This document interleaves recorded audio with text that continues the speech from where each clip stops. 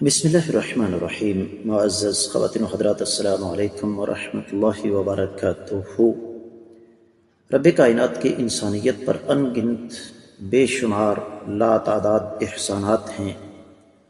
اور ان میں سے ایک یہ بھی ہے کہ اللہ تعالیٰ نے انسان کو عقل، فہم، ادراک اور شعور سے نوازا، جسے استعمال کر کے انسان بے شمار دنیاوی فوائد حاصل کرتا ہے۔ آج کی ہماری آیت مبارکہ کا موضوع کشتی کو ڈبونے یا بچانے والا کون۔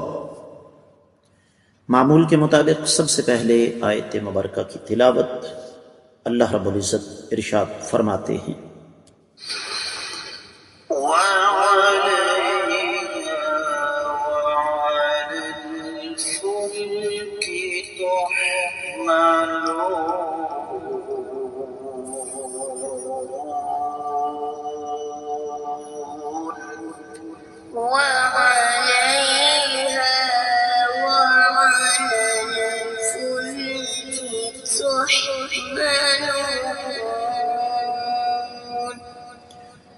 معزز خواتین و حضرات، رب کائنات کی پاکیزہ کتاب قرآن مجید پارہ ہے 18واں، سورہ مبارکہ کا نام المؤمنون، 22ویں آیت مبارکہ۔ اس آیت مبارکہ کا تعلق پچھلی آیت مبارکہ کے ساتھ ہے، جس میں رب کائنات نے ارشاد فرمایا کہ تمہارے لیے چوپایوں میں بڑی عبرت اور نصیحت کا سامان ہے، اور اس میں پھر فرمایا ہم تمہیں ان کے پیٹوں سے دودھ پلاتے ہیں، دیگر تمہارے فوائد ہیں، تم ان کا گوشت کھاتے ہو۔ اس کے بعد فرمایا وعلیہا، اور ان جانوروں پر، وعلی الفلک، اور کشتیوں پر، تحملون، تم سوار کروائے جاتے ہو۔ بامحاورہ ترجمہ سماعت فرمائیے گا، اور ان چوپایوں پر اور کشتیوں پر تم سوار کروائے جاتے ہو۔ امام ابن کثیر رحمۃ اللہ علیہ نے اس حوالے سے کچھ بھی نہیں کہا، اس لیے کہ پچھلی آیت مبارکہ کی تفسیر میں امام ابن کثیر رحمۃ اللہ علیہ بہت کچھ بتا چکے ہیں، ہمیں سمجھا چکے ہیں۔ دیگر کتب تفسیر کا اگر ہم جائزہ لیں تو ہمیں اس حوالے سے بہت کچھ ملتا ہے۔ مثلا سب سے پہلے تو ایک مناسبت جو کہ امام ابو حیان نے اپنی تفسیر میں بیان فرمائی ہے کہ رب کائنات نے یہاں پر چوپایوں کا تذکرہ کیا، ان کے فوائد کا تذکرہ کیا، ساتھ ہی کشتیوں کا تذکرہ کر دیا، اس لیے کہ جانور یہاں ایک بڑا زبردست جملہ امام ابو حیان نے استعمال فرمایا۔ وہ فرماتے ہیں کہ لِأَنَّهَا سَفَائِنُ الْبَرِّ، یہ چوپائے جو ہیں یہ خشکی کی کشتیاں ہیں، کما ان الفلک سفائن البحر، جس طرح کے کشتیاں سفینے ہیں سمندر کے۔ یہی وجہ ہے کہ اہل علم یہ فرماتے ہیں کہ اونٹ کو صحرا کا جہاز کہا جاتا ہے، اور اس حوالے سے پھر امام مقاتل بن سلیمان، امام مکی بن ابی طالب، امام واحدی، امام بغوی، امام ابن الجوزی، امام رسعنی، اور پھر ماضی قریب میں امام شنقیطی، امام بقائی نظم الدرر میں، اور امام شنقیطی اپنی کتاب العذب النمیر میں، پھر اسی طریقے سے امام بیضاوی اپنی تفسیر میں ارشاد فرماتے ہیں کہ اے لوگو، تمہیں اس بات پر غور کرنا چاہیے کہ اللہ مالک العلم رب الجلال والاکرام نے تمہارے لیے کیا کچھ پیدا نہیں کیا۔ اور اسی مناسبت سے پھر سورۃ الاسراء یا بنی اسرائیل کی 70ویں آیت مبارکہ مفسرین کرام لے کر آئے رب کائنات ارشاد فرماتے ہیں وَلَقَدْ كَرَّمْنَا بَنِي آدَمَ وَحَمَلْنَاهُمْ فِي الْبَرِّ وَالْبَحْرِ وَرَزَقْنَاهُمْ مِنَ الطَّيِّبَاتِ وَفَضَّلْنَاهُمْ عَلَى كَثِيرٍ مِّمَّنْ خَلَقْنَا تَفْضِيلًا۔ قسم کھائی ہے اللہ مالک العلم رب الجلال والاکرام نے کہ ہم نے آدم کے بیٹے کو عزت دی اور ان کو خشکی اور سمندروں میں سوار ہونے کی توفیق عطا فرمائی اور پاکیزہ چیزوں سے رزق عطا فرمایا، اور جتنی مخلوق ہم نے پیدا کی ہے اس میں سے بہت ساری مخلوق پر اس کو فضیلت عطا فرمائی۔ پھر سورہ غافر کی 79ویں اور 80ویں آیت مبارکہ آگے آ رہی ہے، اللہ الذی جعل لکم الانعام لترکبوا منها ومنها تأکلون وَلَكُمْ فِيهَا مَنَافِعُ وَلِتَبْلُغُوا عَلَيْهَا حَاجَةً فِي صُدُورِكُمْ وَعَلَيْهَا وَعَلَى الْفُلْكِ تُحْمَلُونَ۔ اللہ تعالی وہ ذات بابرکات ہیں جنہوں نے تمہارے لیے چوپائے پیدا کیے تاکہ ان پر سواری بھی کرو اور ان کا گوشت بھی کھاؤ، اور تمہارے لیے ان میں بہت زیادہ فوائد ہیں جن کے ذریعے ان کے ذریعے تم اپنی خواہشات کو پورا کرتے ہو، اور ان پر اور کشتیوں پر تم بوجھ اٹھاتے ہو۔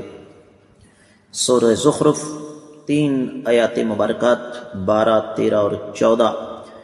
والذی خلق الازواج کلها وجعل لکم من الفلک والانعام ما ترکبون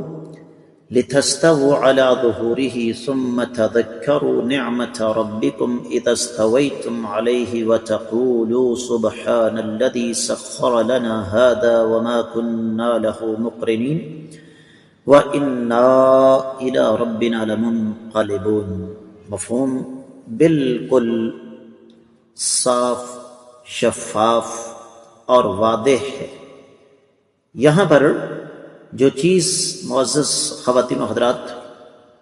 خصوصی طور پر سمجھنے والی ہے وہ یہ کہ رب کائنات نے جس طرح کہ امام رازی نے اپنی تفسیر میں لکھا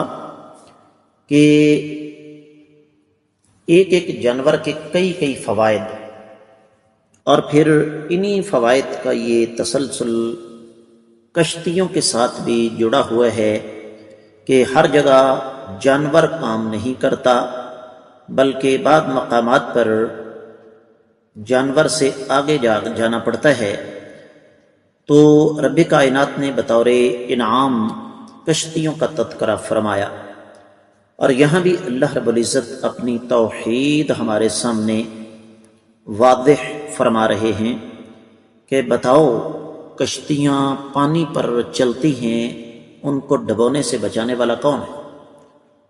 اور جس کو اللہ مالک العلم رب الجلال والاکرام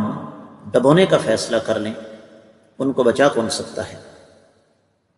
سورہ یاسین آیت مبارکہ 41، 42، 43 اور 44، بڑی پیاری بات کی اللہ نے۔ وَآیَةٌ لَّهُمْ أَنَّا حَمَلْنَا ذُرِّيَّتَهُمْ فِي الْفُلْكِ الْمَشْحُونِ وَخَلَقْنَا لَهُم مِّن مِّثْلِهِ مَا يَرْكَبُونَ وَإِن نَّشَأْ نُغْرِقْهُمْ فَلَا صَرِيخَ لَهُمْ وَلَا هُمْ يُنقَذُونَ إِلَّا رَحْمَةً مِّنَّا وَمَتَاعًا إِلَىٰ حِينٍ۔ ہماری نشانیاں دیکھو، ہم نے ان کی نسل کو بھری ہوئی کشتیوں میں سوار کیا اور ان جیسی اور بہت ساری چیزیں پیدا کی جن پر یہ سواری کرتے ہیں۔ اگر ہم چاہیں تو ان کو غرق کر دیں، کوئی نہ ان کو بچا سکتا ہے، نہ کوئی ان کی فریاد سن سکتا ہے، نہ کوئی ان کا مددگار ہے ما سوائے ہماری رحمت کے۔ تو ہم نے ایک مخصوص مدت تک ان کو فائدہ اٹھانے کا موقع دیا۔ تو بنیادی طور پر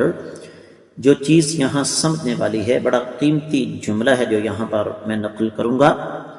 کہتے ہیں وَهَكَذَا فَإِنَّ مَنْ أَنْعَمَ عَلَيْنَا بِهَذِهِ النِّعَمِ وَأَغْدَقَ عَلَيْنَا هَذِهِ الْخَيْرَاتِ هُوَ وَحْدَهُ الَّذِي يَسْتَحِقُّ الشُّكْرَ وَعَظِيمَ الثَّنَاءِ وإخلاص العبادة له وألا يستعان بنعمه على معاصيه۔ بہت قیمتی الفاظ ہیں کہ وہ ذات بابرکات جس نے ہمیں یہ نعمتیں عطا فرمائیں، ہمیں یہ انعامات عطا فرمائے، وہ ذات بابرکات اکیلی شکر کی حقدار ہے اور عظیم ترین تعریف کے لائق ہے، اور وہ ذات بابرکات اس بات کا حق رکھتی ہے کہ صرف اسی کے لیے مخلص ہو کر عبادت کی جائے اور اس کے سوا کسی اور سے مدد نہ مانگی جائے۔ معزز خواتین و حضرات،